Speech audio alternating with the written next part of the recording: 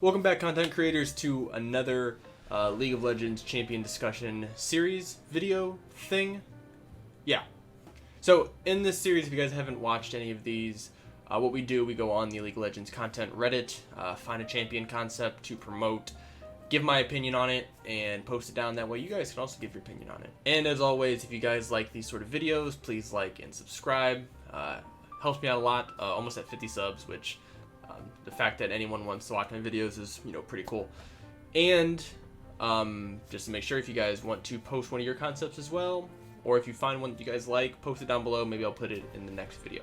So today we have a concept from Swagmek, really interesting name, and it's Amara, Commander of the Shards.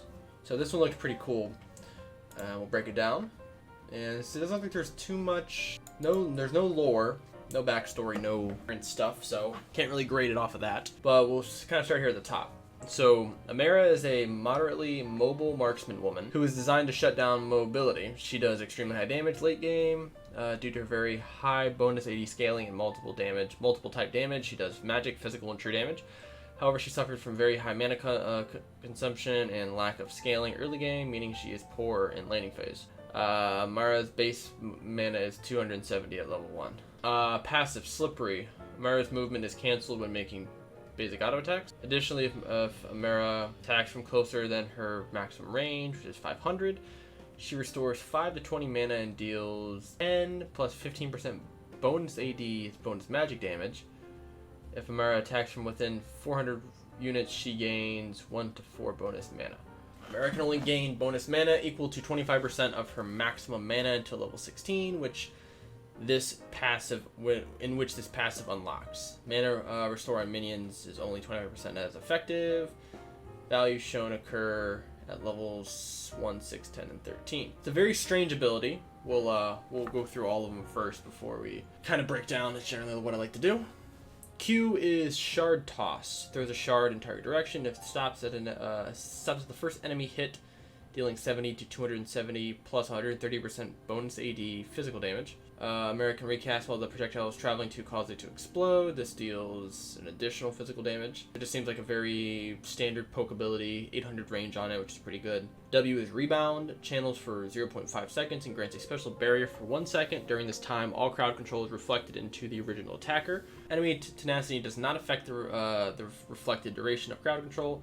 However, this is a hard limit of 1.5 seconds. If this ability reflects hard crowd control, Amara's next ability cast within 5 seconds will cost no mana. Phase can only be cast when in combat with enemy champions.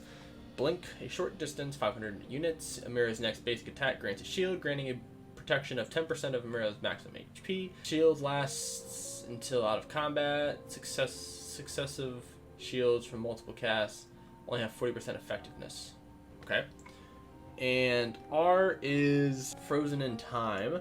Passive Amara's attacks and abilities mark enemy champions for 2 seconds. Marked targets take true damage based on the distance traveled by any means, dealing 100 to 250 plus 100 to 150% bonus AD as true damage per 1,000 units traveled. Basic attacks mark targets for 2 seconds. Marked targets take true damage based on distance traveled. Active, unleash a blast of shards in a narrow cone. Enemies hit are instantly cancelled out of dashes and movement speed buffs in progress and are grounded in sluggish, 2.4 seconds. Sluggish cancels all movement speed increases, including from boots, reduce speed to the base for that target. Their movement speed cannot be increased from any source while affected. Amara gains 20% movement speed for the duration, stacking based on the number of targets hit. And this has a max range of 1,000. Alright. Okay. So we'll kind of start at the top with the passive. Movement isn't canceled when making auto attacks, so she can continue to auto attack. So it's more of a fluent version of Kallista's passive, where she's able to move and auto attack, which I think is pretty cool. That's a very, very cool effect. Fact that so she has to be closer to a target and she'll gain mana back per auto attack. She gains less when she's closer, so the farther she stays away, the better. I'd like to know what her base auto. Oh no, it says right there, 500. That's kind of short. You should probably, in my opinion, you should probably increase her auto attack range to like 600. I think that would balance out a little bit better than having a 100 pixel difference. It seems like an okay ability. Yeah, she just gains mana back from auto attacking, which seems to be an okay thing. It's not, you know, terribly broken, I feel. Q though, the Q seems pretty basic.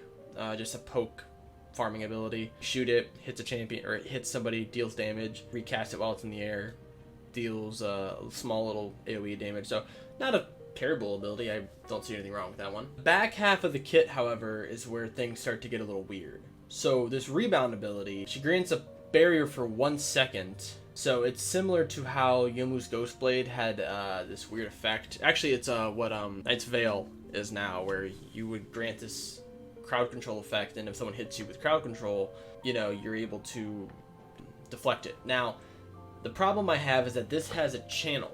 These should not have a channel. These should sort of be instant, like kind of how Sivir's spell shield is instant, or Morgana's black shield is instant. It should be that. If it has a charge on it and it only lasts for 1 second, it's kind of useless because by the time you move again, it's gonna be gone. I think that needs to be changed a little bit. The ability itself is not bad, but I think that needs to change a little bit. The E seems very interesting. I don't know in which way. Mainly because E is sort of like a Kaisa ultimate, if that sounds kind of about right. So with Kaisa, she can only do this ability, she can only use her ultimate whenever she's dealing damage to an enemy champion.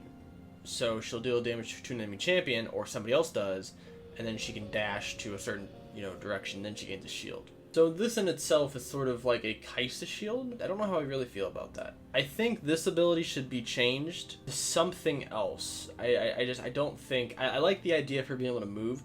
Maybe give her like a weird teleportation thing. But I don't know. I'm not too sold on this ability. Now the ultimate, I think, has a lot of uniqueness to it. I think the beginning of it is really weird and doesn't make too much sense as the passive. But the active isn't too bad, and the fact that it adds another type of effect to the game called Sluggish, I really like. If you guys have watched a lot of my champion concepts, you guys will see that I do a lot of different weird elements that I add to the game to where they're just different effects, just to kind of make champions more fun and unique. Kit uniqueness, I would give this an 8. I think this is a very unique kit. I think there's a lot of interesting stuff in it.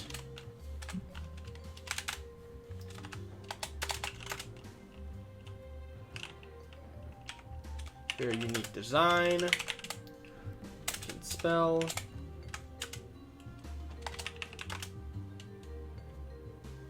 Cool effect with Sluggish, as well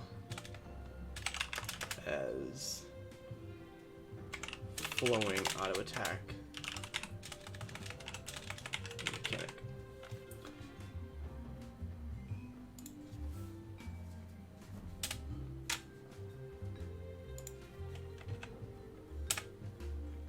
Lit. But yeah, you know what I'm talking about. So, this ability has a very interesting moving mechanic with the auto attack being so fluent. I like that. That's very cool. So you get a lot of points for that. Obviously, for backstory, there is none. So I have to give you a 0 because there is absolutely no backstory.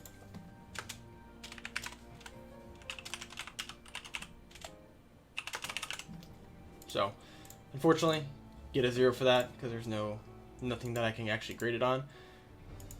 Pro play viability.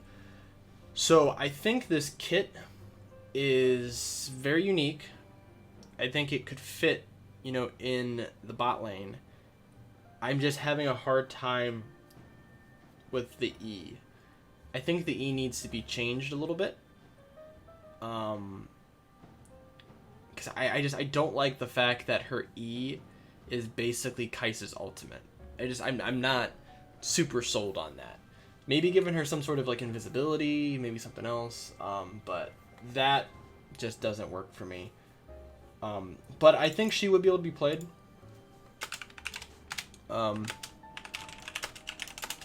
Probably would be like a tier 2. Unless it was like completely broken, like with stats wise. But pretty decent champion for pro play viability. Now for general fun, there's nothing that really sticks out with this champion as being like a fun factor. So when you play Riven, you have all the movement mechanics and, you know, being able to jump around. And you have no mana that you're using, so just based on cooldowns. You have, you know, the Rakan Exia thing, where if you're playing with somebody, you have a bunch of other, you know, movement mechanics and things that you can do at your disposal. This really feels like I'm playing a mixture of like Exia, Caitlyn, you know, Kai'Sa kind of in one, and I'm not super sold on it. I think it'd be fun to play. I just don't know if I would come back to this champion over and over again. So I'm going to give her a 5 out of 10. Would be fun for a while. Needs a bit more excitement.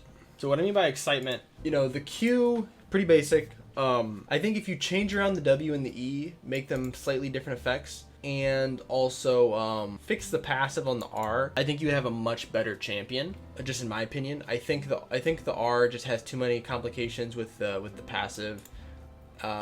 Sluggish is really cool. I just think we can add some more stuff to the ultimate. W needs changed around a little bit, and the E can actually make or break this champion. I think if you fix the E, I think you completely fix this champion, to be completely honest with you. I can probably get over a lot of the other things if the E was a lot better.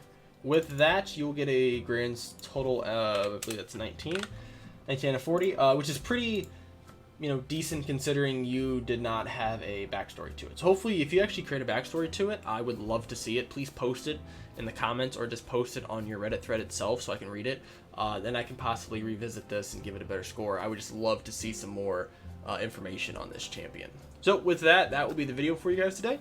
Like always, please like and subscribe to the channel. That way, you know, we can keep this stuff going. And, you know, like I said before, if you guys have any champion concepts that you guys would like to see me do in review, post them and I'll check them out. And as always, guys, thank you guys for stopping by, and I'll see you guys in the next video. Peace.